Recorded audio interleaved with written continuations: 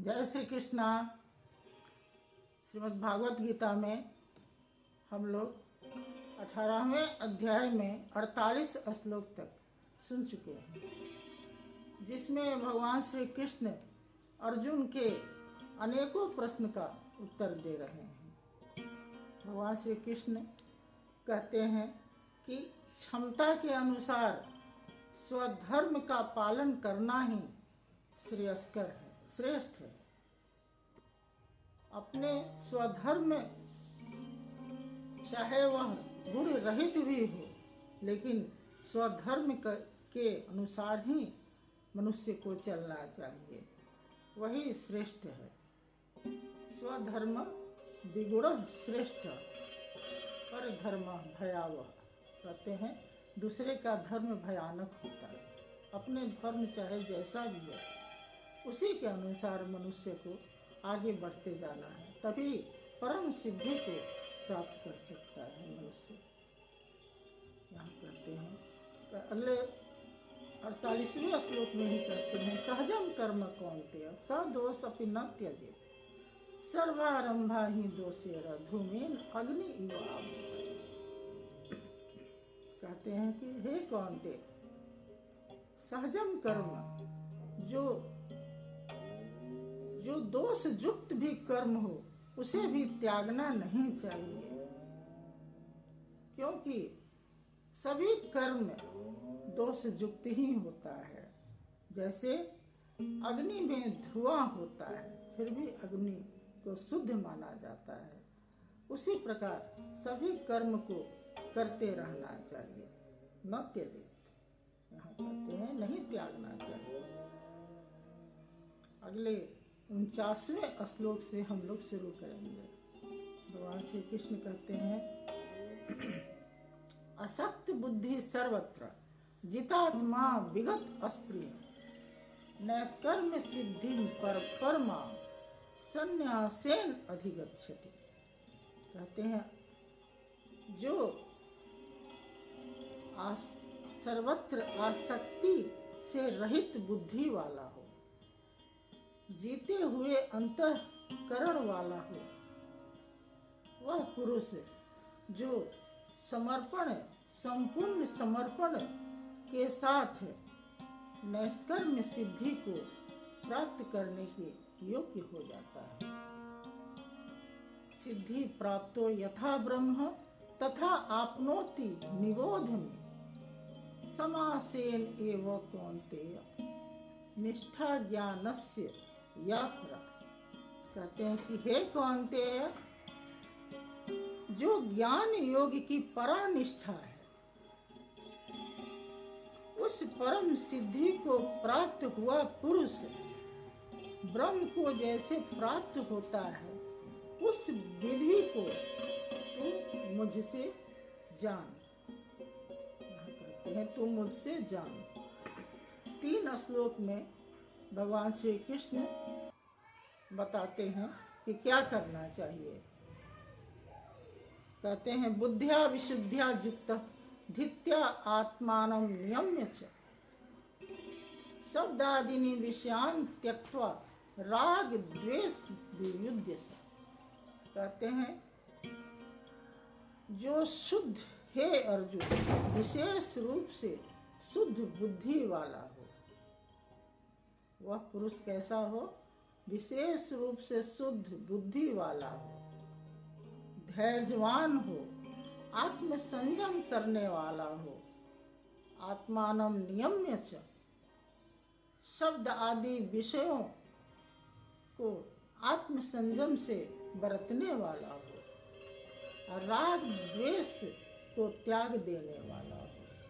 वह न द्वेष करता हो, न राग करता हो, किसी चीज की आकांक्षा करता हो।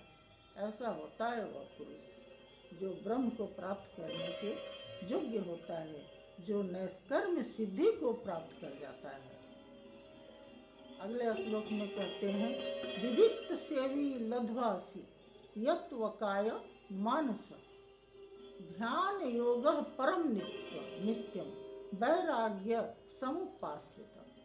कहते हैं कि विविक्त सेवी, जो एकांत देश का सेवन करने वाला हो, जो भोजन हल्का भोजन करने वाला हो ताकि साधन में सहायक हो सके, और शरीर मन वाणी को संयम से रखने वाला हो। यत वकाय मानस, कहते हैं ध्यान योग, जो परम योग, जो ध्यान योग है, जो नित्य ध्यान योग करता हो, वैराग्य में से जो युक्त हो, ऐसा होता है वह ब्रह्म को प्राप्त करने वाला पुरुष। अगले श्लोक में कहते हैं अहंकार बलम दर्प काम क्रोध परिग्रह विमुच्य निर्ममः शांत ब्रह्म भुवाय कल्पते।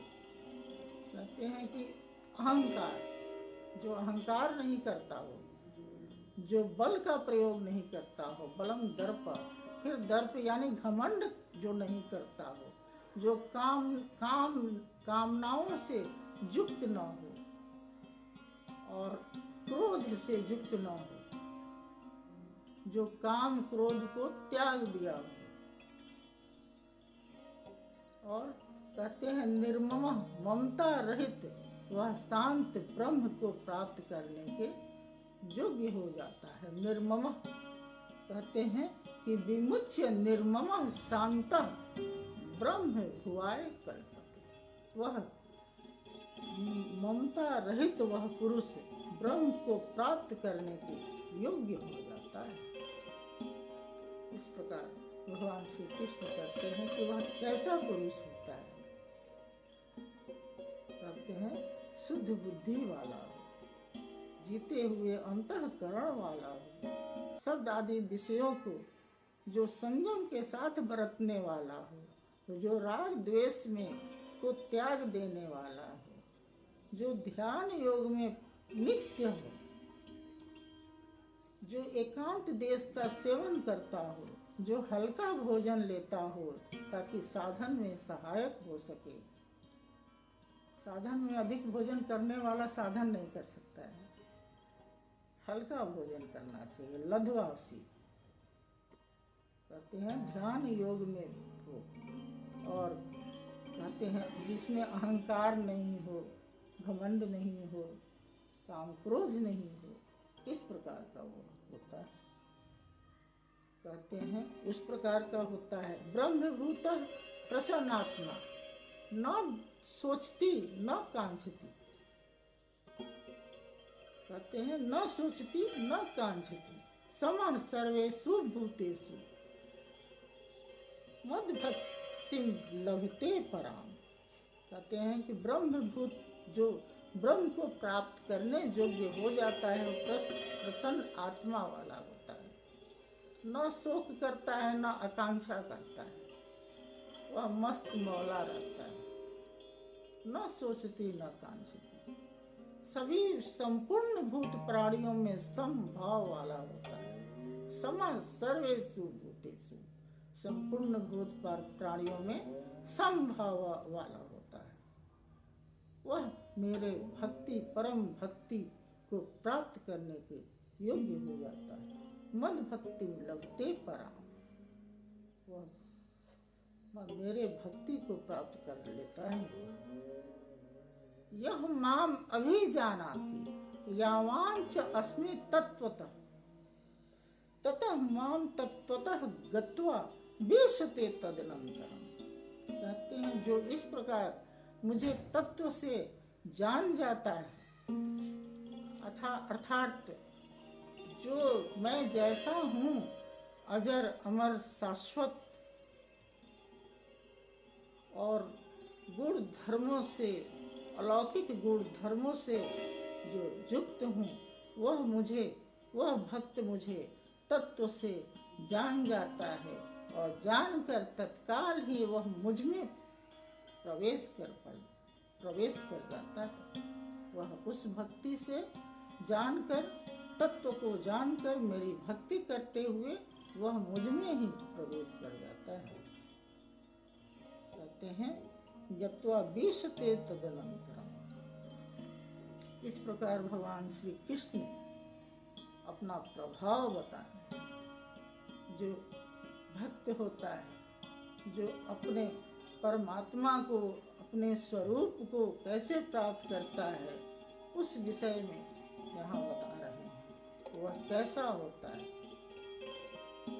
इसको ध्यान से जानकर बिना शास्त्र जाने मनुष्य पूजा पाठ अपने मन मर्जी से करते रहता है, लेकिन शास्त्र के हिसाब से भगवान जो चाहते हैं, भगवान को प्राप्त करने के लिए जो मनुष्य का लक्ष्य है, उसे प्राप्त करने के लिए योग्य नहीं हो पाता है। इसलिए शास्त्र को जानना, गीता शास्त्र को जानना, जो भगवान स्वयं उपदेश दिए हैं, उसे जानना बड़ा ही जरूरी है।